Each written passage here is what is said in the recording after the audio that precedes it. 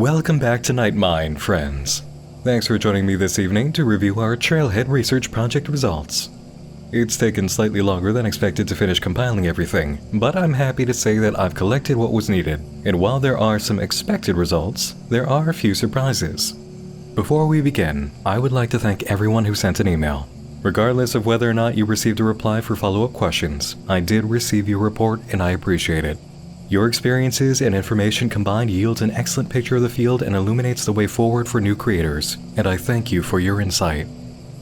Now, this is the first time we're doing anything like this, and in the process I've learned more of what to ask for and what formats for information work best. This research gathering exercise certainly isn't Stanford level, but the information gained is still incredibly valuable. Where we used to have no real information pool, we now have something we can examine and learn from, and I've done my best in categorizing and presenting the findings. If we ever need to do this again, and it would be good to do this again as the field and the internet evolves, then I'll have a much more refined rollout. I'm thankful for everyone who reached out with advice and offers regarding methodology and data collection too. As far as first steps into a venture like this go, we could have done a lot worse as a community. So many of you knew precisely what I was asking for and gave truly excellent reports, which will help a lot of new creators and those who gave it a shot before but would like to try again. With all that said, let's get into the findings on our first Unfiction project creation research endeavor. We'll start with data, numbers, and the takeaways that come from it, and then go into personal reports to examine the experiences of individual creators. Of the emails I received for Trailhead, 46 projects were reported on with enough detail to be utilized for information and the sharing of insight and experience. Of those 46 admissible reports, 42 were presented in such detail that figures could be brought forward with meaningful takeaways. There are 28 reports providing figures in a range that allows for a graph presentation. Out of the 42 data admissible reports, those being the reports that can be used to present figures, 35 directly reported using self-promotion attempts to gain audience traction for their project. That's 83.3% of responses.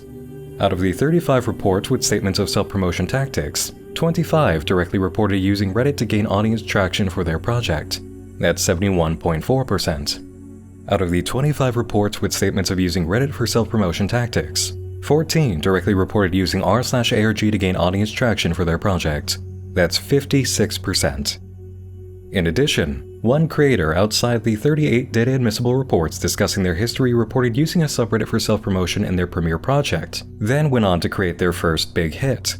That tactic generated an audience that later existed for all subsequent projects and was especially important for getting traction in the first big hit. That creator's audience has since grown to over 436,000 subscribers. And here are the figures we've just gone over, with percentages marked in blue against the overall set of 46 reports for those who are curious. Even at that wider range, we still end up with the evidence that 76% of reports did use self-promotion tactics, and Reddit was the favored method of dispersal overall. There were also mentions of self-promotion via the following means: 4chan boards, Discord servers, sock puppet Twitter accounts, specialized group platforms such as apps outside the giants that everyone knows, Facebook groups and profiles, and one case of using Google Ads. Attempts across all these vectors did not stack up nearly enough to displace the commonality found in the practice of using Reddit. And while 46 reports against the whole field is only able to give us a small sample size of overall behavior, there is a very clear takeaway from the results. Self-promotion is not the exception to common behavior in the field of unfiction. It is the rule, and it's time to have a productive conversation about it as a community. To have that discussion properly, however, we need to examine some graphs. Here are the 28 projects previously mentioned as falling within a range that could be demonstrated well enough on a graph. The highest view count for a single upload at the point of data capture is 14,486, while the lowest is 31.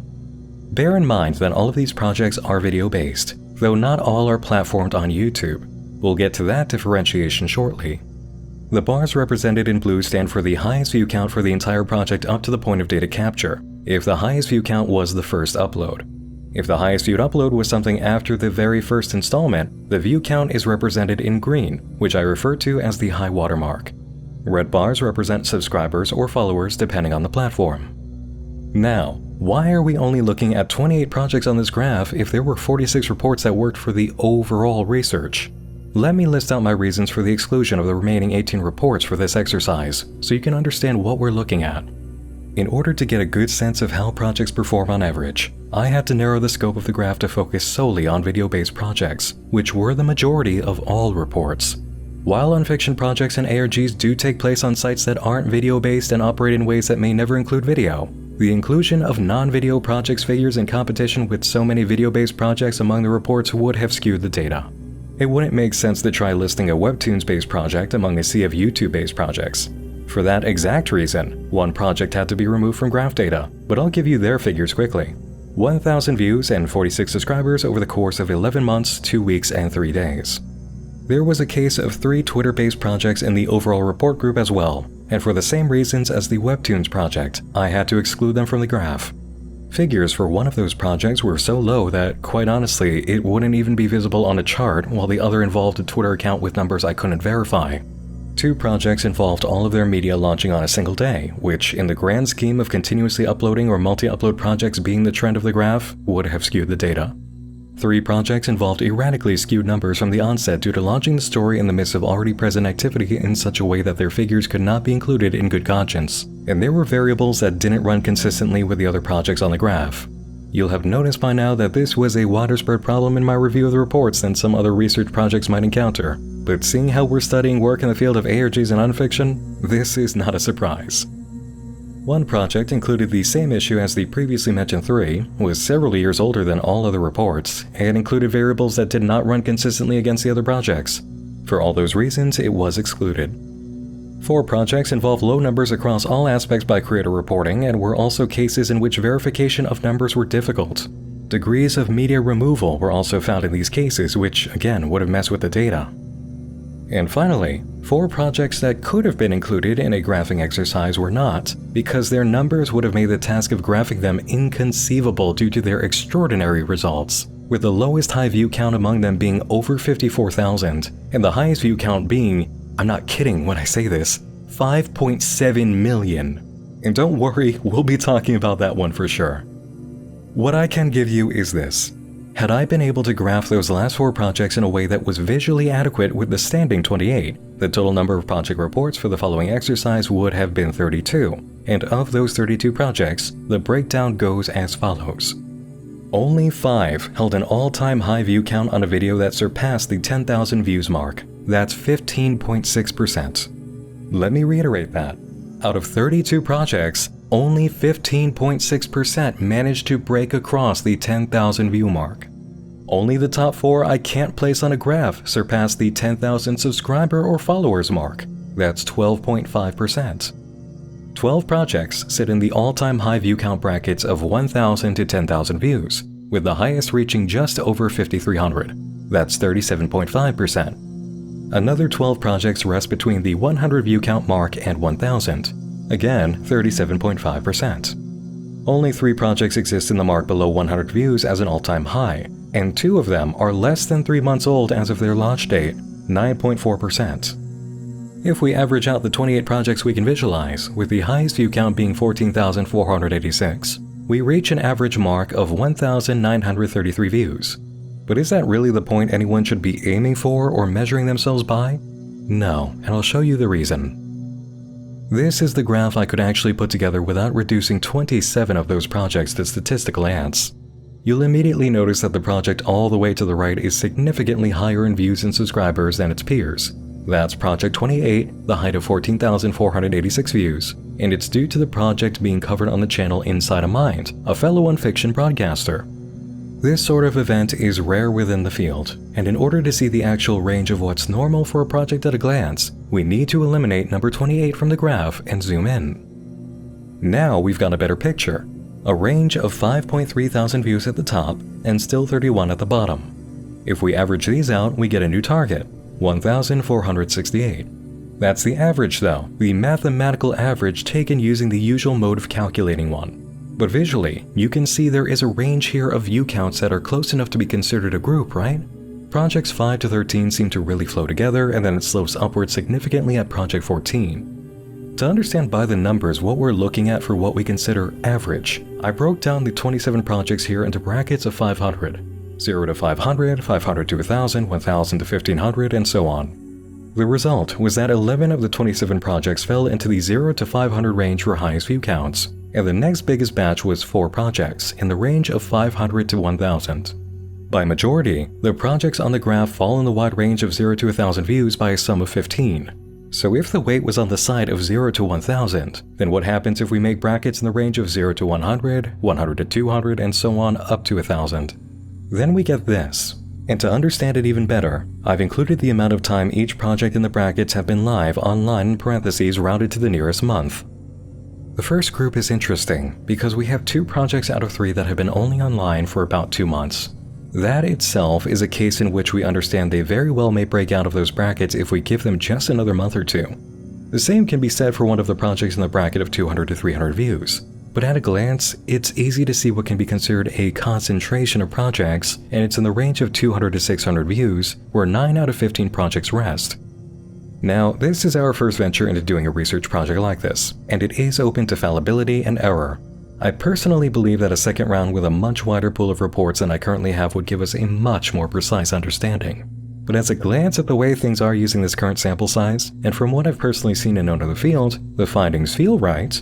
The results are indicating that the true average, normal range of performance for a project is one in which the highest view count falls within the range of 200 to 600 views, and I agree with that, except we have a real problem with that condition, don't we? The amount of time a project has been live is all over the place in this tracking method, and if we have projects at 6 months beating peers that have been up for 15 months, how are we actually supposed to track what's normal? If you've launched a project and it's been about 6 months, what does the average growth look like at 6 months? How about at a year? I think examining that gives us a better idea of how to judge what's average, so let's examine that track. Going back to our graph of 27 projects, we have 2 more items we can examine. The first relates to our initial conversation. Here are all the projects that stated they self-promoted in a visual representation. Needless to say, it's a majority, and it runs the entire range. If I were to include the projects not on this graph that could have been added, like Project 28 from before and the heavy hitters that fly off the chart, I can tell you that Project 28 and 2 of the 4 high charting projects also use self-promotion. This circles back to the point mentioned earlier. Self-promotion is not the exception in the field, it is the rule. But let's not lose the thread we just picked up in terms of duration of time online for projects. In the following graph, I have an extra icon, TikTok, which indicates that a few of these projects are based on TikTok. And there's a conversation to be had about that in a bit. But next I have this. Months online since launch rounded to the nearest month at the time of data capture. It's a wide range, reaching out to a project that's a bit over 3.5 years old at the time of data capture. While this is helpful for looking at any specific height of views and subscribers or followers and asking how long did that take, it's not a great way to examine time spans. Let's try making some brackets for these. So here we have the breakdown according to the month durations I have across the reports since a project went live. There are some significant takeaways from looking at the information this way. First, you'll notice that I specifically marked the TikTok projects, and that has to do with the conversation we'll be soon having about TikTok as a platform and how honestly, the information I pulled regarding TikTok for any project causes the data to skew. Let's ignore those for the time being, alright? You'll understand why very soon. That's better. Now we can really read into this. Circling back to our original topic, dealing with self-promotion, you may notice that nearly every project here is a self-promoter, leaving only 3 unmarked. The first project at 2 months, the first at 11 months, and the first at 15 months. Let me tell you a secret about that first project. Its view count should be significantly lower, but the reason it's not is because it effectively is a self-promoter, but took a vastly different route than all of its peers. Instead of traditional self-promotion, like posting to servers or subreddits acting as if they found a cool thing, that particular project at 94 views spam followed people who followed accounts like mine on social media. Ordinarily, this approach results in very poor reception, but it did end up catching a few eyes, and some of them responded favorably. In all my experience of seeing this behavior, and my experience of hearing friends and followers who are Nightmind viewers being exposed to people trying this tactic, it is not a recommended approach. There will be as many people who are irritated or annoyed by it as those who outright ignore your spam follows. It's still important to observe this, however, because if we move on to the next unpromoted project with only 31 views at 11 months, we find that clearly it took them 11 months just to gather 31 views. And for the third unpromoted project, at 400 views for its highest viewed video, it took 15 months. The creator actually expressed why they managed to gather 400 views, which was a significant breakout compared to all the rest of their view totals. The project gave off the appearance of being a recipe channel, and this particular video struck using all the right hashtags around Thanksgiving in the United States, which gave it extra traffic. This event can be considered both an anomaly and a lesson in striking at the right moment with the right metadata and appearance, as long as the nature of your project actually permits it. The creator also had this note to share about the end to the experience. A total of 57 videos, 15 blog posts, 8 subscribers, and 4 views on the last video.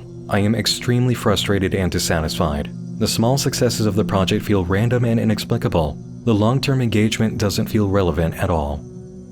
Now, are there view counts from projects in this data that show lesser victories even while farther out on the timeline despite self-promoting? Absolutely, but the evidence overall points to the conclusion drawn earlier.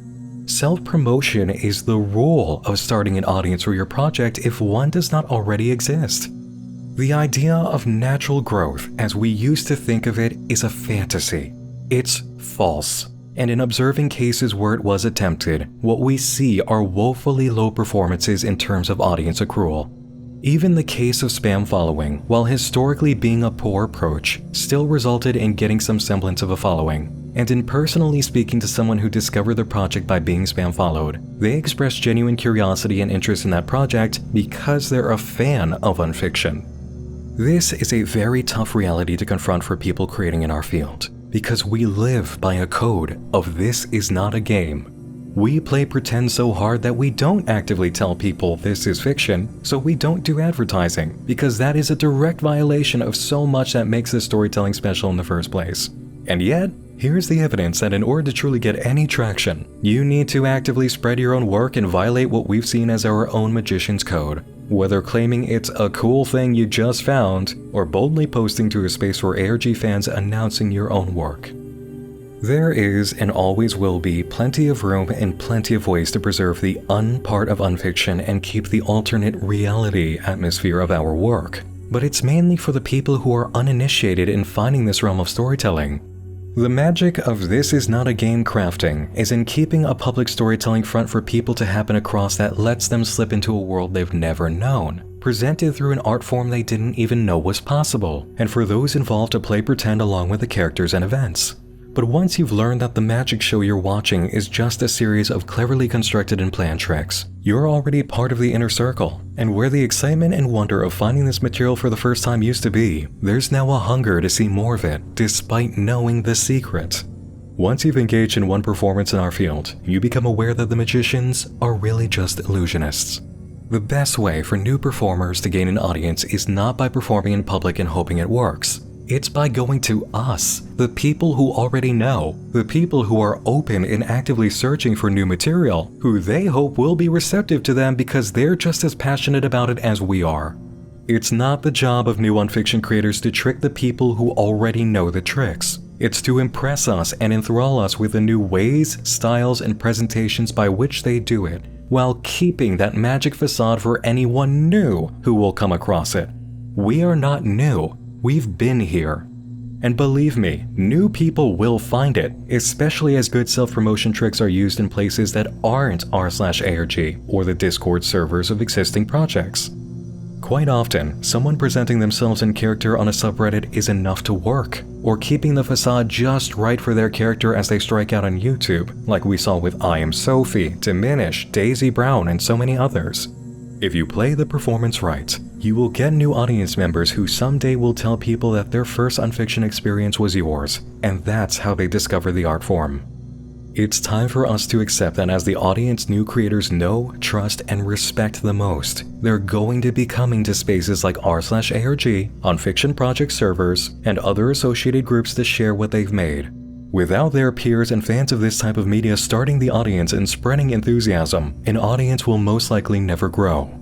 As we can see from the reports, self-promotion attempts have been going on for years, and they are not going away. And yes, we can absolutely hold new creators to standards, and we should.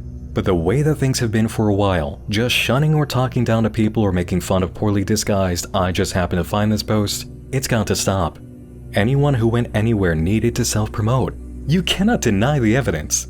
And even at the sample size I have right now, I have no doubt that an even wider research effort would still bring about that conclusion. That being said, self-promotion must be good. You see all of these people self-promoted, but not all of them reach the heights that they were thinking of. You still have to do a good job at putting your best foot forward, and it must be done in a way that can be respected and appreciated by your peers. There are practices that are not condoned and create more irritation than success, spam following being one of them, and it's best to approach audiences in conglomeration areas in a more direct way. Following people on social media just hoping they interact, sending coded or cryptic messages to your favorite content broadcasters, or trying to do the same to your favorite project creators, it's not right. It's not successful, it's not condoned, and it will not be appreciated. There are plenty of places you can and should go, and the mercy of asking for the details I did in the Trailhead project means I have knowledge of them. First and foremost, I have had a website called the Nightmind Index open since August of last year. I advertised it on the channel and I bring it up at the end of every video. You can send your project and it will be listed without anyone knowing if the info was sent to me by a fan or by you as the creator. It is a blind box approach. I've had creators who were published on the index send me reports for Trailhead informing me that they did receive new audience members and players because of placement on the index. It's an outlet you can use. I encourage you to use it. It's working for people. Just follow the guidelines found on the index page and make sure I have all the information for an index card. And if anybody else out there who runs an ARG or Unfiction fan space wants to go ahead and use this formula and use a blind box approach like this, be my guest. Please do. The more blind boxes we have like this, where somebody can go ahead and elevator pitch their project with all the information at a glance as if they're browsing Netflix, that is perfect. It's an approach that works. And it saves everyone the trouble of having to face the hell of, you made this, didn't you? We need to get rid of that situation as much as we can because it's not helping creators, it's harming them.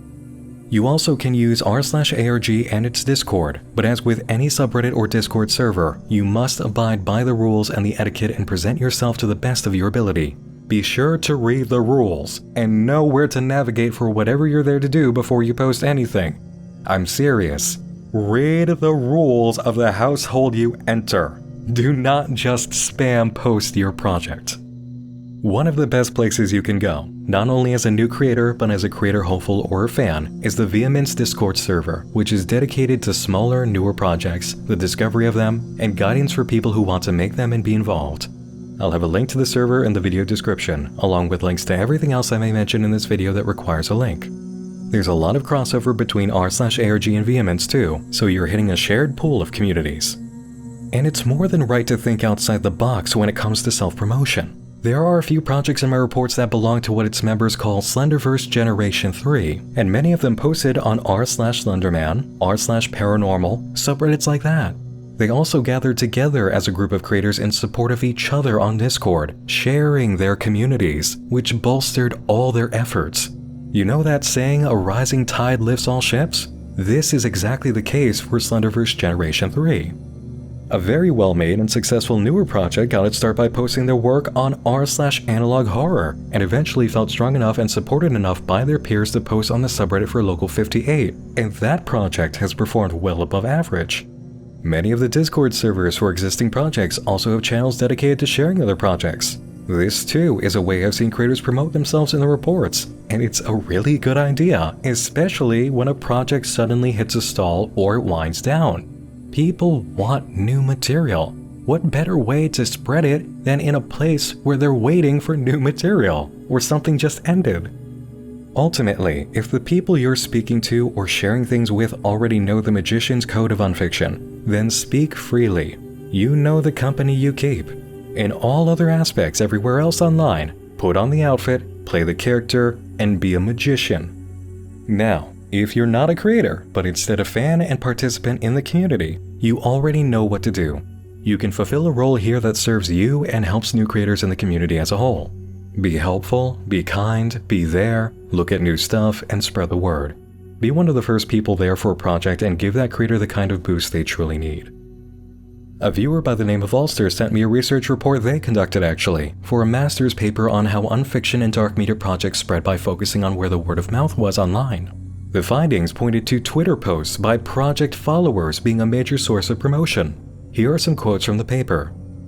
Twitter was predominantly used to promote projects, making up 70.5%, 170 posts, of the posts analyzed. Most posts were created by people that did not have an established follower audience that could expect regular post marketing ARGs, making up 66.5%, 163 of the posts.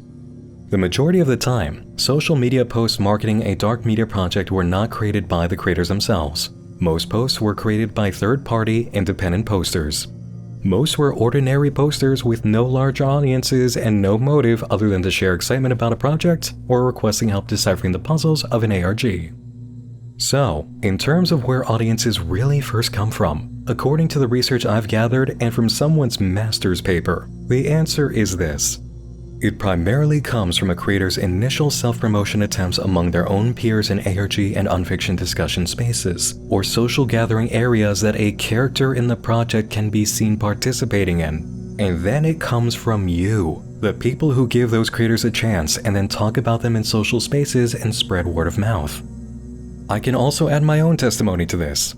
The projects that make me snap to attention the most as something I need to put on my list are the ones I receive multiple inquiries about from viewers on social media. Real viewers on social media.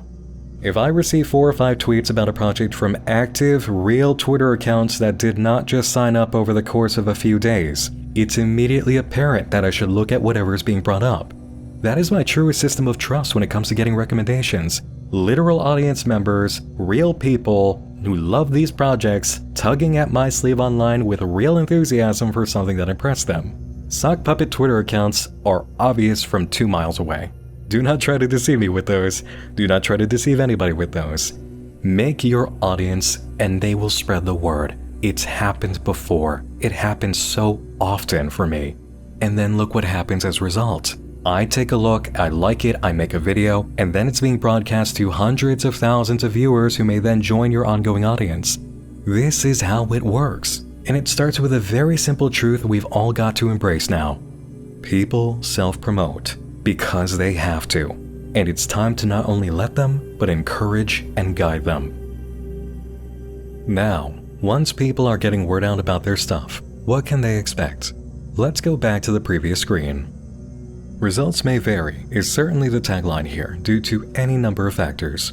You can't just make something, you have to make it well, and there's going to be different levels of appeal based on what you make. Skill level factors in, presentation factors in, originality factors in, whether or not you open with a human foothold the audience can empathize with factors in. Then, on top of launch, you actually have to keep the project up and keep people engaged to a degree that they keep checking in and want to share your work, which is what contributes to your growth. But in terms of getting meaningful information out of this data, what can we estimate? Every number you see here is a creator story, which has its explanations for moments of growth and for shortcomings. But I think we can gain some sense of what does it mean to form an idea of what's normal. I think the first major takeaway is that you don't see an instance of crossing the 1,000 view threshold before 10 months. Until this point, it's all triple digits. And really, that backs up something I've wanted to express to people. Do not expect to make that 1,000 mark within anything like 6 months. Honestly, don't hold yourself to that, because it's incredibly difficult and incredibly rare to have that sort of breakout moment. If you're looking for any kind of light in terms of where should I be at what point, you would do well to remember this section. And we're using the metrics of the single highest viewed video because that's ordinarily the gateway for all new traffic. It's your high water mark, the point where everyone appears to come in. Often for projects, it's the first video.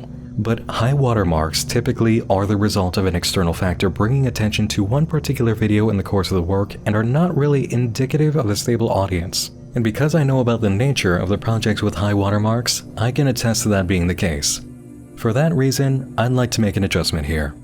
This is the graph we have with all of the highs, whether it's the first video or a high watermark. If we remove the high watermarks, it looks like this. Now our range for the highest performance is capped at 2,800 views, and it took 14 months to reach it. Notice how many of the high watermark projects were those with long periods of time in the neighborhood of 2 years? Let's revisit our duration brackets now. This paints a much different picture than we had, doesn't it? In the cases of view counts over 2,000, the progress seems to fall in a relative range of about double what was suggested by the first 1,000 mark breakthrough at 10 months. 100 views per month, give or take 200 in either direction if you apply it to similar cases. A good amount of those high watermark projects also had startlingly low first video highs, and can largely be considered flare-ups that didn't result in audience turnover. By the way, the first project in the 15 months bracket is the one that experienced consistently low and erratic numbers. The channel was inaccessible, so I was unable to catch the precise first video view count, but I was assured by the creator that it was very low. So if we're gauging things based on this more stable metric, only 4 managed to break out above the 2,000 view mark. And again, the measure of progress for hitting a milestone was 10 months. I think now is an excellent time to open an individual report and take a look. Let's examine what this project, the one at 2,577 views within 10 months, is actually like and what the creator's journey consisted of. First, the metrics go as follows. At the time of data capture, the subscriber count was 755, and the project had been live for 10 months and 1 week. The view count for all videos followed the pattern of all healthy channels, whether they're an Unfiction project or just a YouTube channel. Strong high view counts in the beginning with a sloping effect downward that includes small spikes as newer videos appear. Basically, the newer the video, the less views it has, and that is a rule you'll find all throughout YouTube. Seriously, everywhere you look, this is the trend. Here's the screenshot for proof. It's Walker Creek Broadcast Station, an analog horror series that also includes vlogs and websites. Walker Creek launched in October of 2020, and for the month of September that year, the creator writes, "I was incredibly bored in quarantine, and the idea of attempting another ARG had been rattling around in my head since I'd cancelled my previous attempt. I decided to just go for it, make an analog horror series like Local 58, Gemini Home Entertainment, Analog Archives, etc. It was originally just going to be a straightforward series with the VHS tapes and nothing else. I envisioned it as a practice project before I made my real ARG. To this day, I still don't know exactly what that means, but I guess just more of a filmmaking-focused project with more puzzles and videos? As I grew closer to my intended start date, I decided to add in a modern-day story with the person uploading the tapes. Then I decided to add in a blog website from another character, and then a tourism website for the town. So by the time I actually started in the end of October 2020, it was a full-fledged ARG complete with characters to interact with, puzzles to solve, websites to read, and an immersive, interconnected narrative to look into. I published 3 videos in the first week. I waited a month to even attempt promoting the series. By that point, there were 2 websites, 3 social media accounts, plus an active email address, and 4 videos to watch, as well as 10 puzzles that had to be solved in order to access a hidden third website called the Archive. And by the way, by puzzles, I don't mean binary code and base 64. I laid out clues, learned how ciphers worked, learned steganography, etc. Anyway, I was only able to get around 30 subscribers and about 5 active members. That first group was amazing to see. They were following my clues, talking about my story, interacting with my characters. I had never felt anything like it. By the end of December, I was at over 100 subscribers and about 10 active members solving puzzles and discussing in the Discord server. Basically, my strategy was this. Make anonymous accounts and go on Reddit, Discord, YouTube.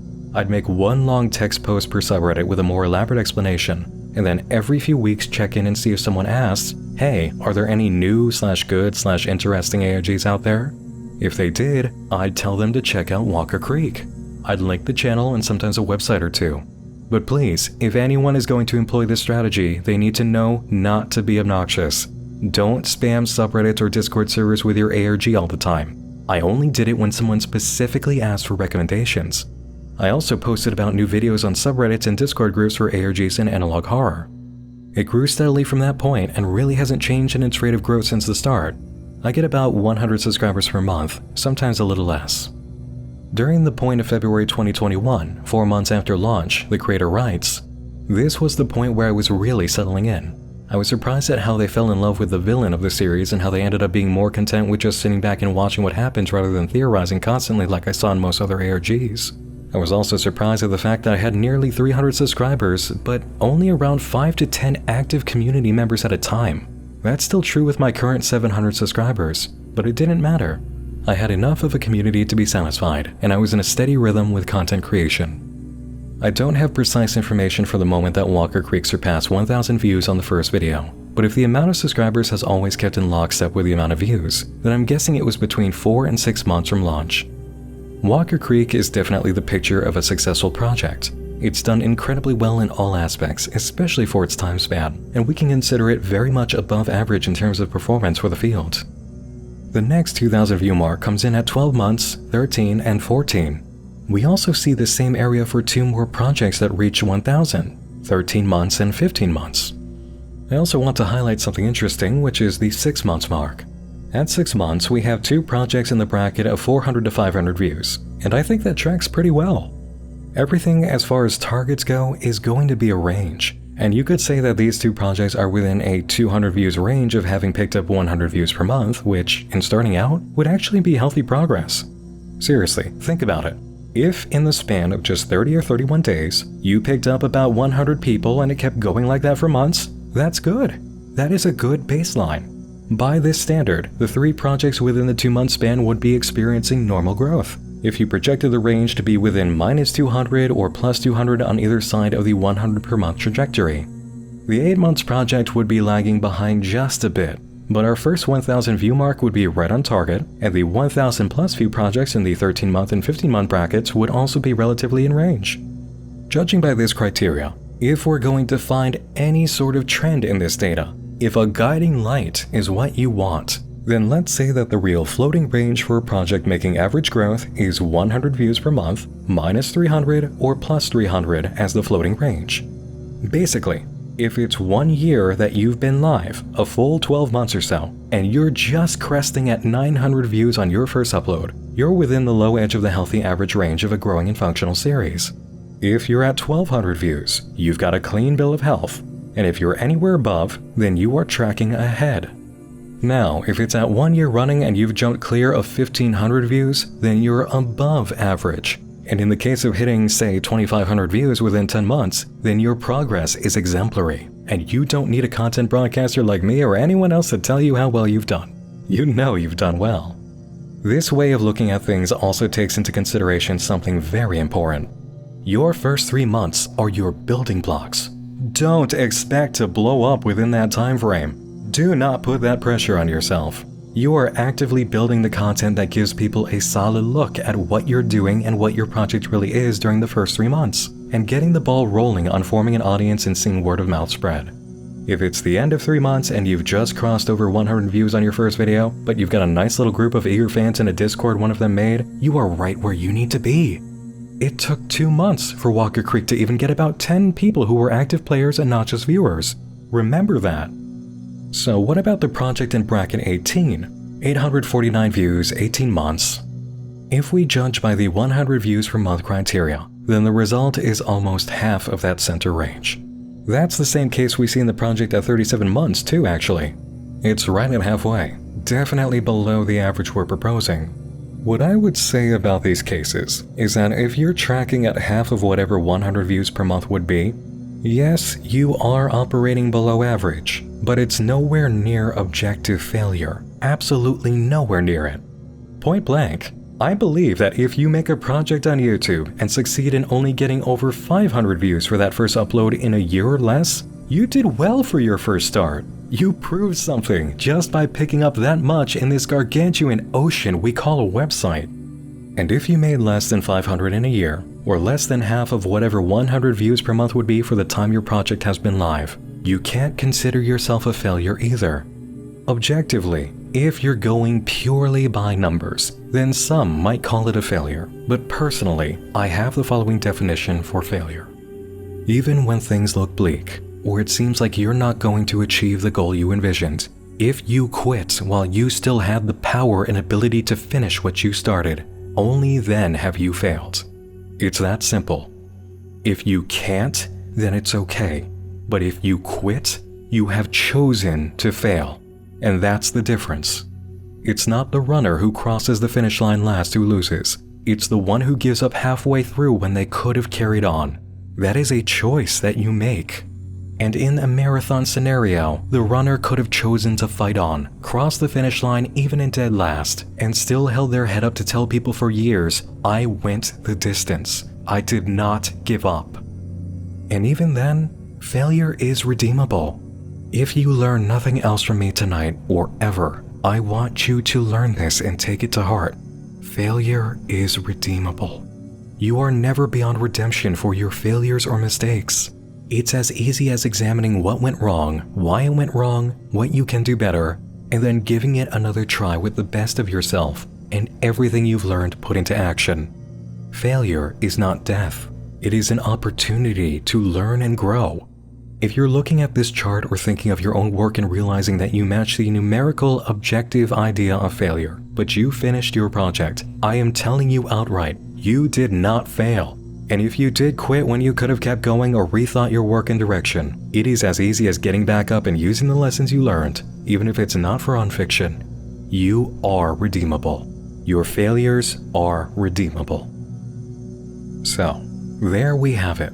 A guiding light for those who want it based on the research, and what I've learned in my time is the only true definition of failure. This research is not perfect, and I can already feel some college-educated people in the comment section itching to bite off a piece of me on methodology alone, and that is okay.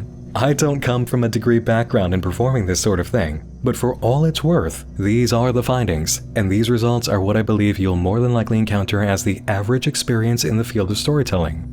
If you approach with a video-heavy series, as far as multi-website puzzle-heavy ARGs go, this is a pitiful exercise in research and it cannot be adequately used to judge the average experience for game masters and creators, and I know it.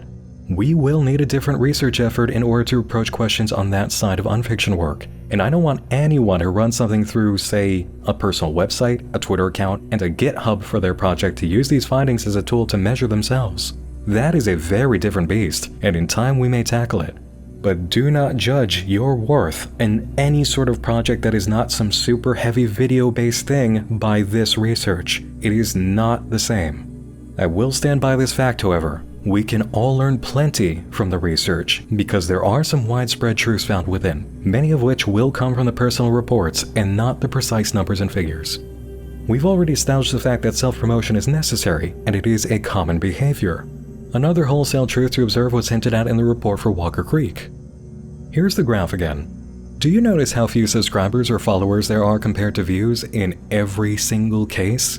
This is 100% normal and expected. It's true that while you make progress, you'll close the gap between subs and views a bit, but you're never going to get it as close as you'd like to. And that is a fact. That is objective fact. You may also find that as you go along, you might experience less views than subscribers. This too is completely normal. Not everyone who watches or follows you is going to subscribe, and when you upload, it may take a while for a lot of your subscribers to come around and add to the view count. Take it from somebody who knows.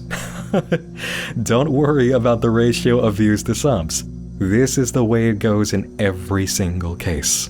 And as the creator of Walker Creek hinted at, you are going to have even less active participants or players than subscribers. You will. So please, never get discouraged that the active people who solve puzzles, make connections, craft theories, and talk to each other are maybe 25% at best of your subscribers, or less, because that's exactly what happens. The people who pick apart your videos, make theories, talk with each other in fan groups like subreddits or Discord servers, they will be even less than your subscribers, and that is completely normal and exactly how it goes in every case. It's not only shown through multiple reports I received, it tracks with a pyramid theory that's followed ARGs since the beginning. Your entire audience can be broken down into 3 groups: skimmers, dippers, and divers. Skimmers are everyone who views your videos or engages in your work, but doesn't fall into consistent engagement or viewership. Maybe every once in a while they come around, or maybe they do end up watching every video. Over time. Maybe. Dippers are a smaller group of people who will subscribe and will watch new videos or engage with new media for the project when it appears. They are the most likely to actually go the distance with whatever the project is that you made, and on occasion, they'll join fan spaces and get in on discussions. Divers are the beating heart of your work, and they are the smallest group no matter how incredibly awesome and award-worthy your project is. They subscribe, they watch every video or engage with every piece as soon as they can. They're active in the Discord or subreddit or wherever fans congregate. They make fan media and theories, and they make you feel like your efforts have any effect on anyone and was even worth it in the first place when you have those moments of doubt, because you know you're going to have them. especially if you're too concentrated on how many divers are in your corner. You need to always remember this. However small these red bars may be that represent subscribers or followers, the bar that represents your divers will be shockingly smaller. That is just the way this works. It really is. And it doesn't matter if all you ever get are 10 divers. If they exist, cherish them. 10 divers or so seems to be normal according to everything that I've looked at so far. If you manage to get a good group of 25, you're doing really well. If it's anything over that, it's about exemplary. So, whoever your divers are, give them a hug. And don't even worry about the size of the diving group you've got.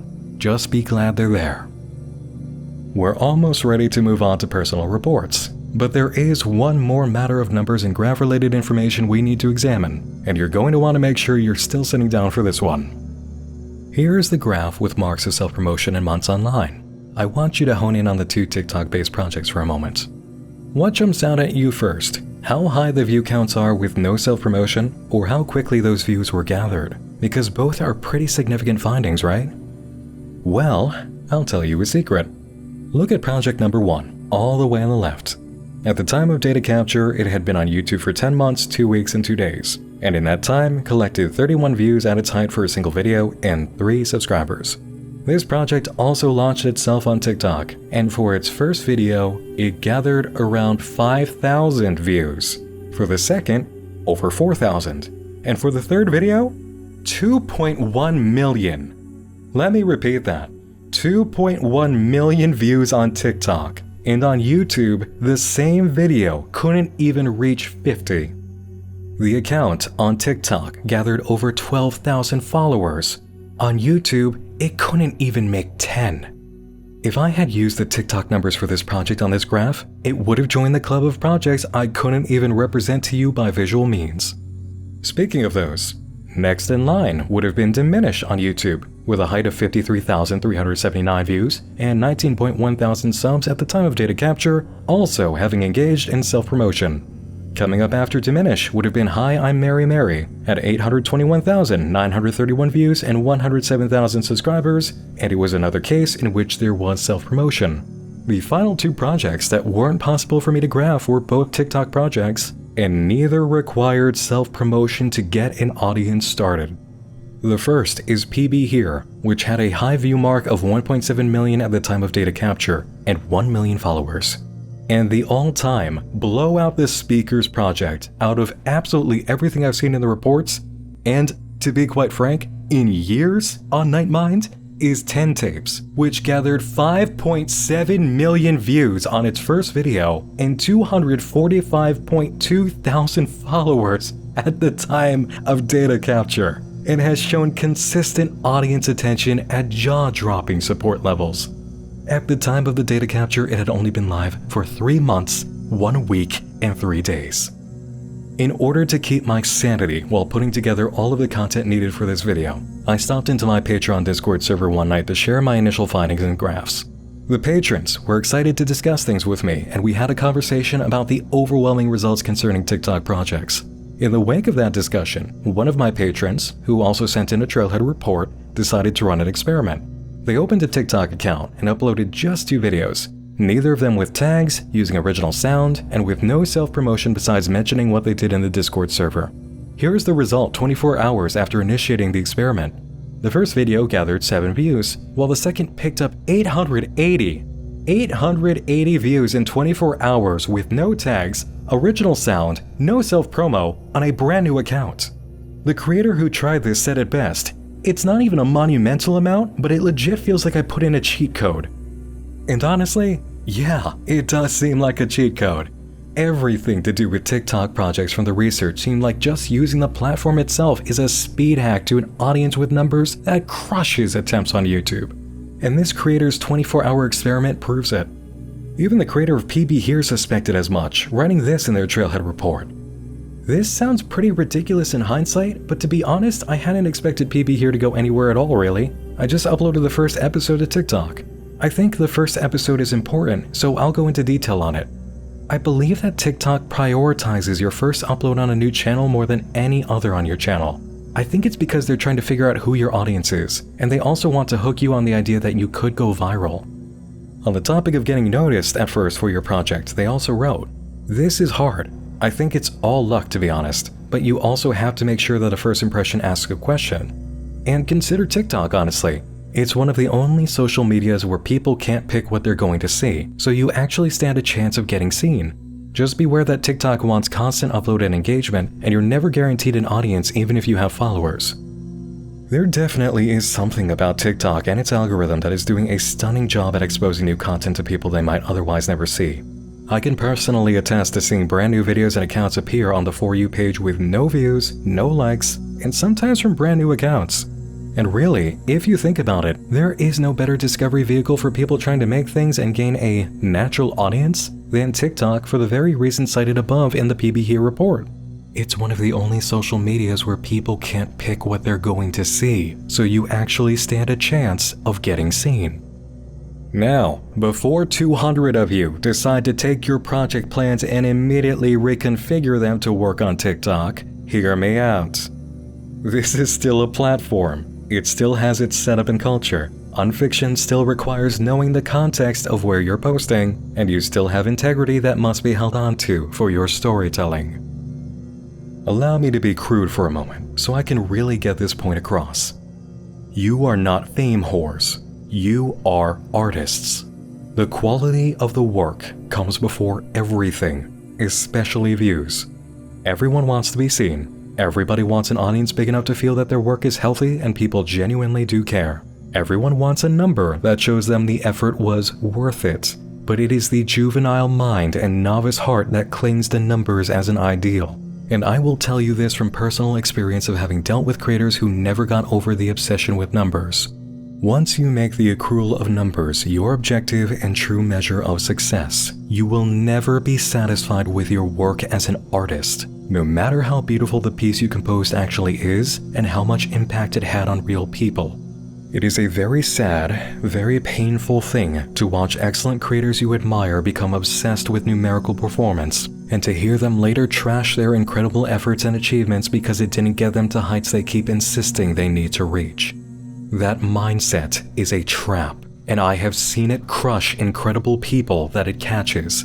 I do not want that for any of you out there. Please, do not make numbers your god when it comes to making art. You are an artist first, and your project's integrity comes before everything else. If TikTok is not the best platform for telling your story or launching your game, do not reconfigure the work to fit TikTok. Do what the story compels you to do, and what is within your means to do the work at your best. If your project is well suited for TikTok, or you can use it as a part of your experience to great effect and it makes sense, then in light of our findings, I do recommend using it. You're able to make 3-minute videos on there, and incredible things can be achieved in as little as 1 minute or even 30 seconds. If your project requires longer time, use YouTube. Do not compromise on your platform needs simply because TikTok's algorithm is appealing to you. Do your best work, self-promote where you need to, send me the information for your project on the Nightmind Index, and continue doing your best. But if TikTok is viable for you, if it is right for the project and you want to go for it, then go for it. One thing you can also do, if you want to get crafty, is cross-post on YouTube and TikTok, or make TikTok recaps of the activity that happens in your project, as long as doing such a thing is in character, or right for the mode of storytelling. You might also have a character in your project whose entire presence is on TikTok, and that serves as their own storytelling perspective, and it's a gateway to the rest of the material for anyone who watches. Right off the top of my head, I'm already thinking of a great way to utilize TikTok for something like that and immediately intrigue people. You might scare people a bit depending on what you do, and that is another thing you've got to watch out for. Using TikTok for spooky things could get your account reprimanded. You really want to be careful with your hashtags as well, but it's very possible and there are angles you can find. There are a lot of possibilities with the platform, just as there are a lot of possibilities for getting the word out and building your audience even if you don't use TikTok. The information presented in this video overall is meant to guide and assist you, so use it accordingly for your best and highest good. Now, I would like to get into some personal reports, because this is where a lot of gold was found. But I can tell you right now that if I were to include them in this video, the runtime would be massive and somewhat exhausting. And to be completely honest with you as my viewers, I am exhausted and need a moment to breathe and get some air in between these sections. To that end, this is part 1 of the Trailhead research results. Part 2, with all of the personal reports, experiences, and info from creators, will come shortly. I'm trying to get this all out as quickly as I can for you. Once that video arrives, I'll also have the reports available to read on the Nightmind Index. If you found this information enlightening and compelling, I urge you to view part 2 when it's available. I have personal reports from the creator of Hi, I'm Mary Mary, the creator of Diminish, the creator of PB Here, Hiding in My Home, Pizza Time Pizza, and so many insights to help you on your way. For now, let's take a break. I do hope this video has inspired you, informed you, encouraged you, and if you're someone who does this kind of thing for a living or has a degree in it, I simply hope I have not enraged you. But in all seriousness, that's all for tonight, everyone. Thanks to all of you for viewing, thanks to everyone who contributed to the Trailhead research effort, and thanks to all my supporters on Patreon, who make doing things like this possible and have been very encouraging as I've gone on this endeavor. If you'd like to support Nightmind and the Nightmind Index for new and emerging Unfiction projects, you can do so for as little as $2 a month, and join the names at the end of this video. Thanks for joining me in the dark again this evening. Once more, I'm Nick Nocturne, and I hope tonight's venture has brought you a little bit of moonlight. Until next time, sleep tight.